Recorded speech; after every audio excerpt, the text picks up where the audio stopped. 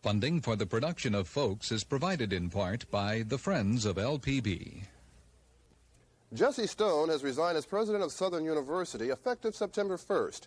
How will his resignation affect the state's largest black university? Well, up front, Joe Terrell, chairman of Southern's Board of Supervisors, shares his thoughts. Our one-to-one segment today features Enola Williams from the Head Start program in East Baton Rouge Parish. Head Start is celebrating its 20th anniversary this year. And we'll close today's show with a look back at a student protest that took place in downtown Baton Rouge 25 years ago. I'm Rob Hinton, and we'll have those stories today on Folks. Everybody says folks, just plain old folks. Everybody just people all over the world. Folks who live, folks got to give, folks got to care, folks got to share. Our world is small, so very small. What touches one of us, who touches us all? To stay alive, just to survive, folks got to be in harmony.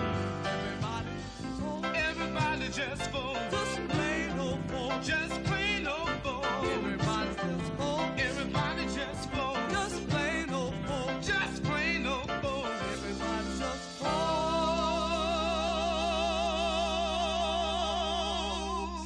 Hello, everyone, and welcome to Folks. Up front today, Genevieve Stewart will be talking to Joe Terrell, chairman of Southern University's Board of Supervisors, about the future of that institution. But first, a little background.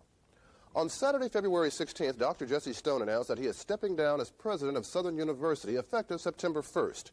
Stone said he is leaving because of outside political interference. He asked that he be returned to his former position as law professor at Southern's Law School at a salary of $66,000 a year, terms that Southern's Board of Supervisors agreed to when it accepted Stone's resignation a week ago.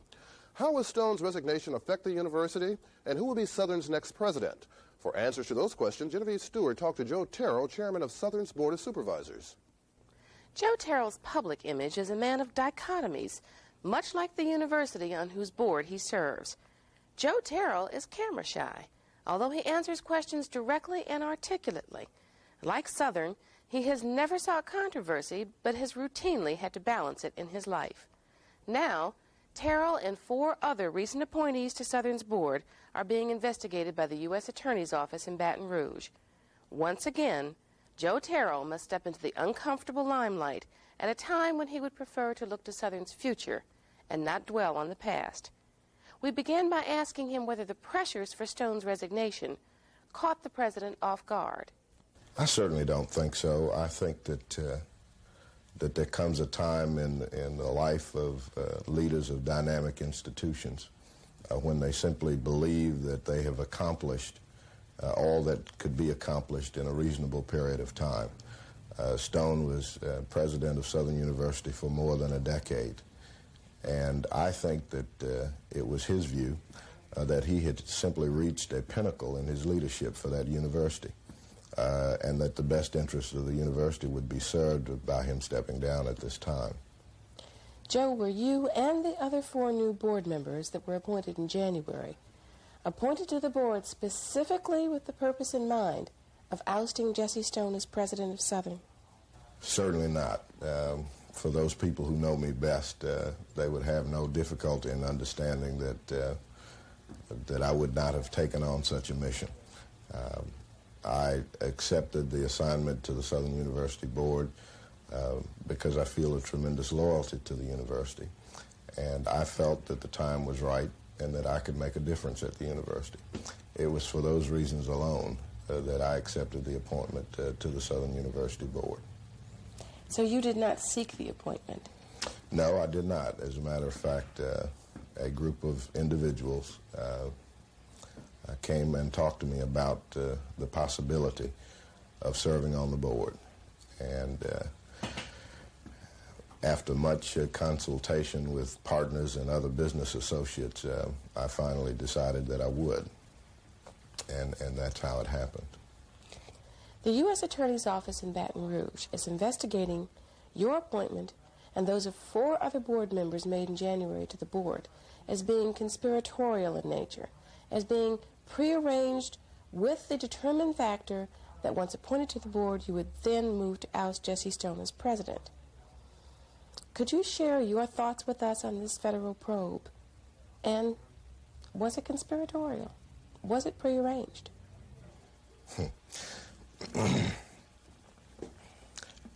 I'm hoping that the words you quoted of the U.S. Attorney are accurate, and therefore I'll respond to those words as if they were. I've never heard of an appointment to a board or a commission that was not prearranged. Nobody sits up and randomly selects names out of the sky to appoint them to a board. There's much discussion, hopefully some investigation of their capabilities before such appointments are made, and therefore certainly in this instance there was some prearrangements of who would be appointed and who would be named to any board, as there are prearrangements made when there's an appointment of a U.S. Attorney General. There's much discussion, much investigation that takes place prior to that. Insofar as a conspiracy, the only conspiracy that I'm involved in is one to bring about an environment at Southern University where learning is possible, where excellence is standard for the course, and that's all. I don't know about any negative conspiracies. I'm just a little bit mystified that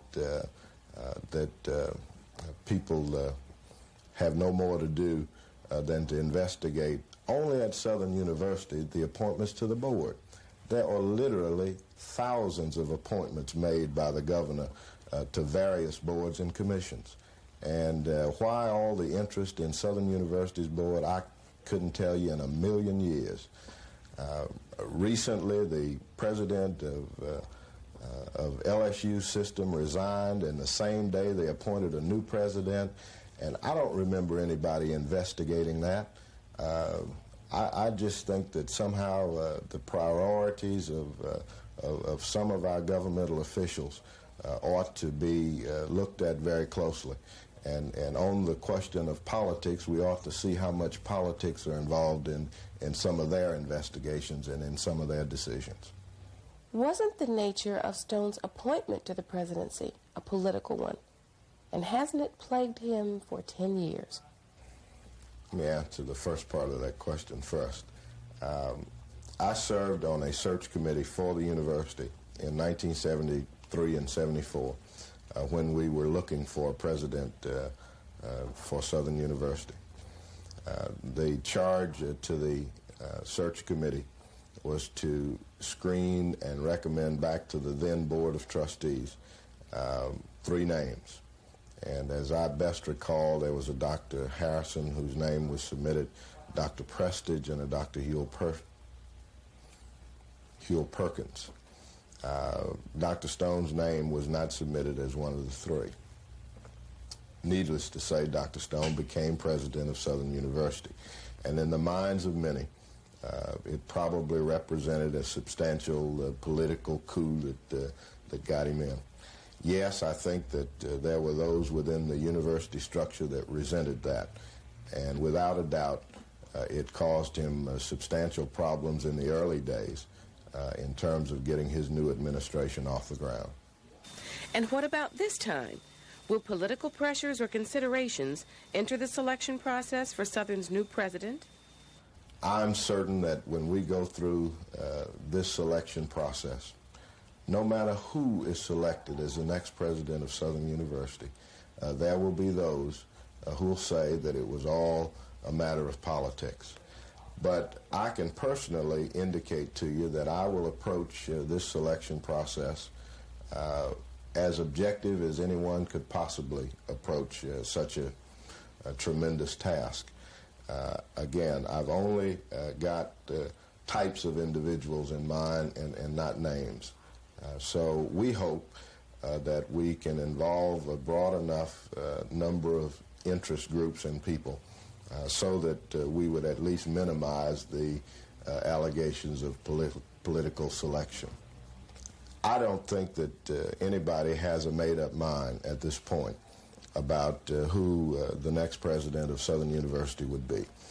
I am only interested in a type of individual, one who's young enough to be motivated to work hard, one who's intelligent enough to be able to interact with the faculty and the other academia community, and one who can truly understand the real need for the continuation and proliferation of Southern University as a viable part of the scheme of higher education in this state. Terrell's detractors and friends concede he is an excellent political strategist and negotiator, and a shrewd and sharp businessman. Perhaps Joe Terrell used all of those skills to negotiate an amicable solution to a problem that has plagued Southern University for years, to allow all parties to walk away with their dignity intact. Perhaps Joe Terrell wants to leave controversy in the past and leave a strong university as a legacy for the future. Perhaps we should all wish that for Southern University. We now turn our attention to Head Start. Head Start started as an 8-week summer program by the Office of Economic Opportunity back in 1965. This year, Head Start is celebrating its 20th anniversary nationally. Here to tell us more about the Head Start program and how it's progressed over the years is Enola Williams from the East Baton Rouge Parish Head Start program. Enola, welcome to Folks. Glad to be here. 20 years. Congratulations. That's such a long time. It has been. Let's talk a little bit about the Head Start program, what it is, how it started, and what its purpose is. Okay. Head Start is a preschool program for low-income families throughout the nation. And one of the specific things that Head Start originated was the health and nutritional aspect of the program. During that time, they created a panel in Washington to talk about services to preschool low-income families. And they talked about nutritional care and service to children, and also health care for low-income children. So that was a major focus in the beginning years of Head Start. Since that time, we've grown. We have a social service component, parental involvement component, and also a very strong early childhood education component of Head Start. We have both teacher and teacher aides. Most of the teachers are degreed, and the teacher aides are going to school at Southern University and taking courses in early childhood education. So since 1965, Head Start has really changed a lot. In fact, we're now serving preschool handicapped children, and that began in 1976. Let's talk, what age a youngster are we talking about when we're talking about Head Start program? Okay, when you're talking about Head Start, you're talking about 3- and 4-year-old children. And the cutoff would be children that would be 3 or 4 by December 31st of that program year. Why was there so much emphasis on the health and nutrition aspect of the program? Okay, after the panel study, they found that if children were healthy and cared for and also were fed properly, that they could learn. And they started off from this aspect in really looking at the children dental care and health care. And now the Head Start program gives each of the children a physical examination, dental screening, and also follow-up care. In nutrition, we have a nutritionist and cooks, and they have a hot meal each day and 2 snacks, one in the morning, one in the afternoon. And we find that the children are healthier in 85, and we spend less money, I would say, on the health aspect, in that the parents of previous Head Start children, telling other parents, about the kinds of things that they've learned in Head Start through our parent education, our health education and nutrition education with parents. How does it differ from kindergarten? Oh, it differs a lot from kindergarten in that the Head Start program, there are more supportive staff. You have staff that is totally involved in the family, which is your parent involvement staff. You have your nutrition staff. You have nurses at each of your Head Start centers that see to it that the children are cared for daily. You have transportation to and from the Head Start center. You also have a mental health consultant on the staff, and you have a lot of interaction with the teachers in that you have a small staff-child ratio, and I know that's different from the kindergarten. We have a teacher and a teacher aide paid in each classroom, plus we have a volunteer. So you're talking about 3 people, you know, in each classroom. So you're almost talking about individualized educational activities for children. Recently, you took us to the oust and Head Start Program Center here in East Baton Rouge Parish. That was such a wonderful experience. Yes. Can you tell us about some of the activities that the youngsters take part in? Okay, there are 4 major areas that they deal with in education. You're talking about intellectual development, social, emotional, and physical. When you're looking at the intellectual aspect or cognitive kind of things, you're talking about the number concepts, you're talking about science and math and that kind of thing. And when you're talking about physical development of children, you're talking about both fine and motor growth development in preschool children. And that's when they do the inside and outdoor play on the large equipment, and then they use puzzles and blocks and those kind of things to develop in fine motor development. And also in the education aspect, the children take field trips, and they go to various places throughout the city, and they learn a lot, and the teachers prepare them before they make these field trips. And also in the education area, you have the dramatic play, and you know that's very important for children, and the teachers concentrate on that area a lot, and they have a chance to pretend a little bit, and it's good to pretend when you're little. What's the criteria for eligibility?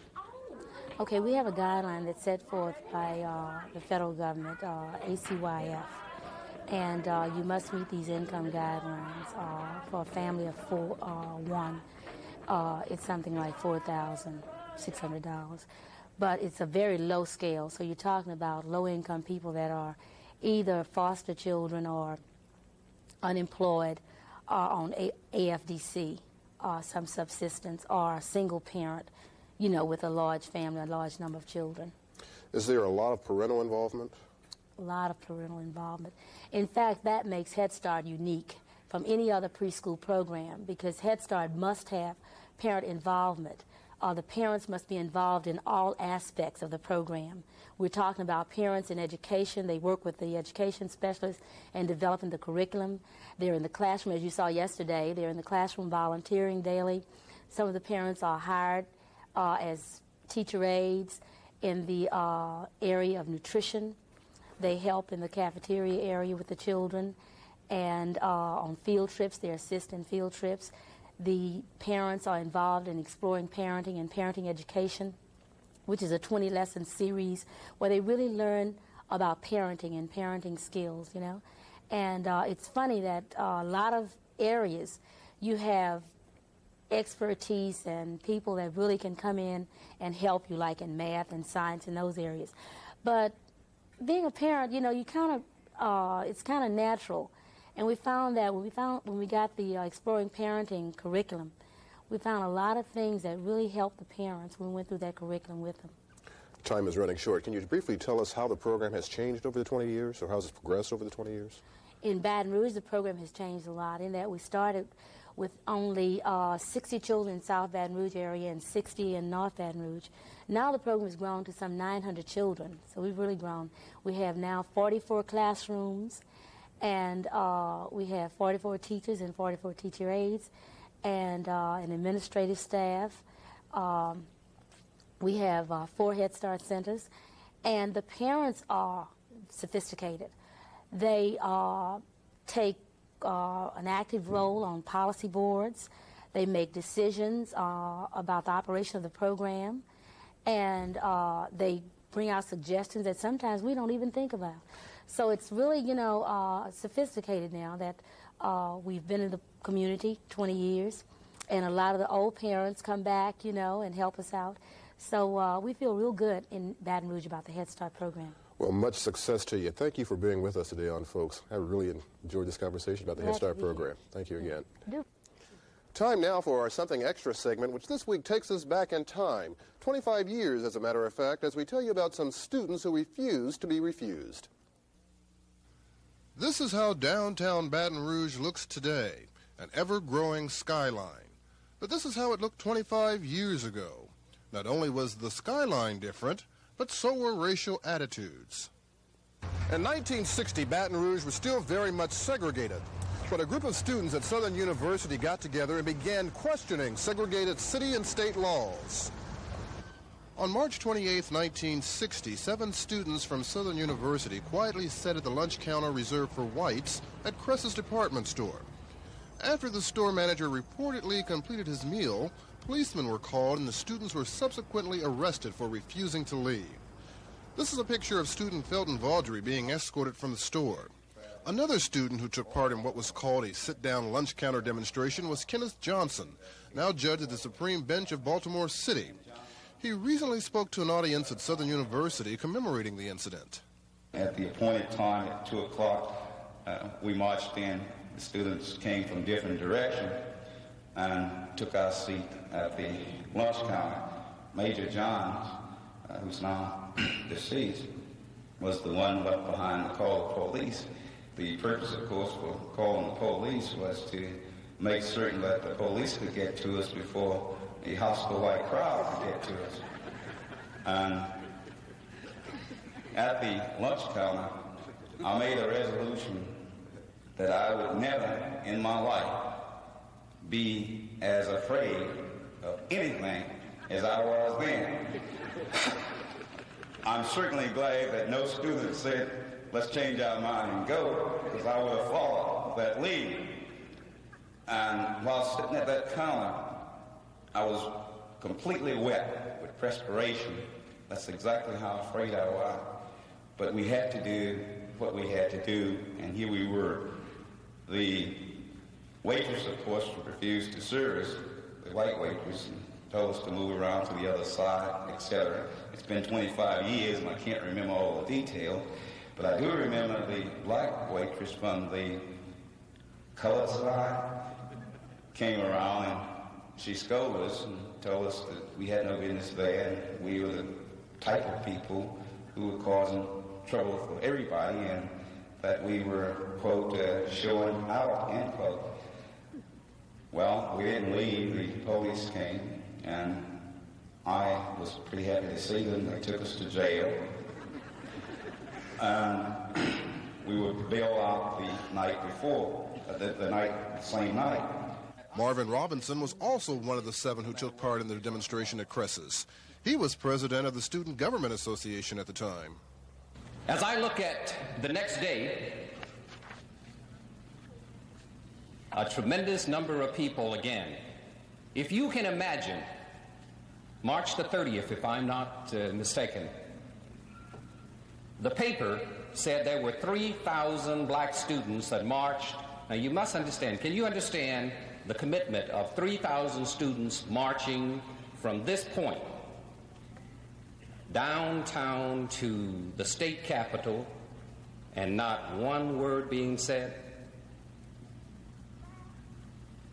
3,000 people scared hell out of white folk because there was not one word.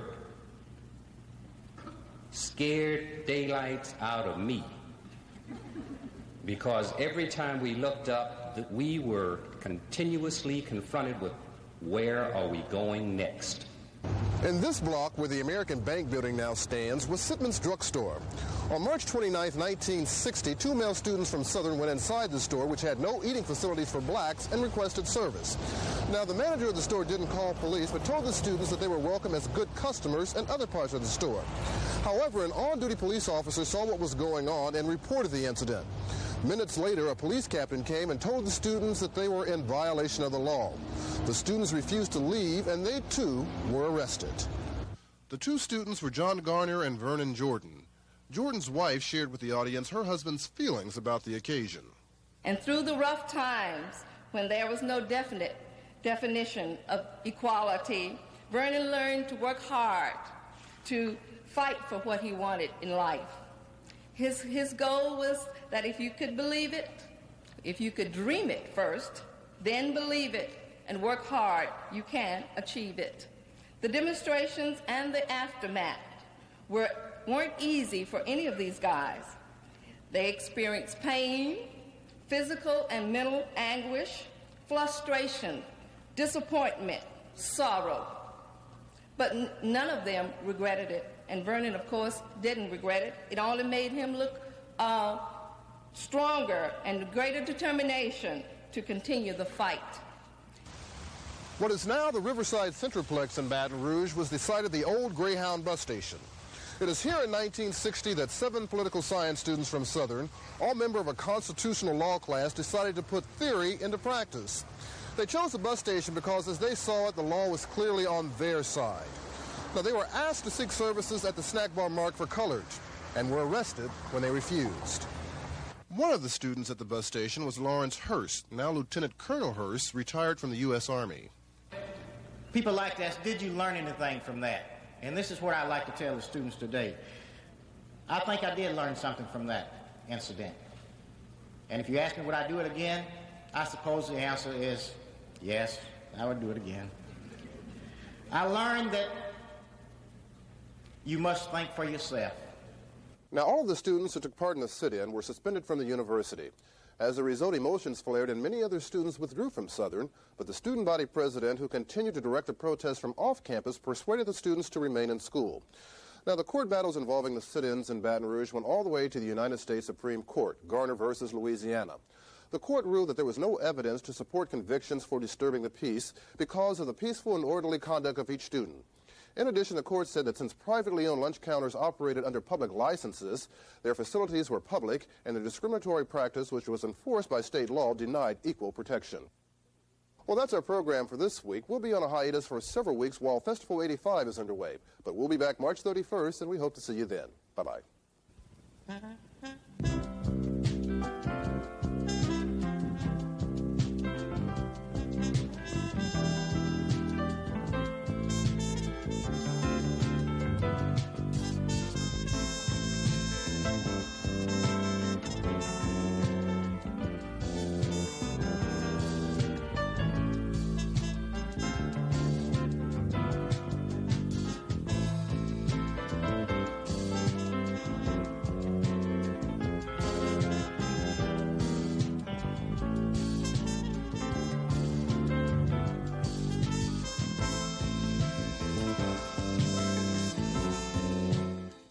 Funding for the production of Folks is provided in part by the Friends of LPB.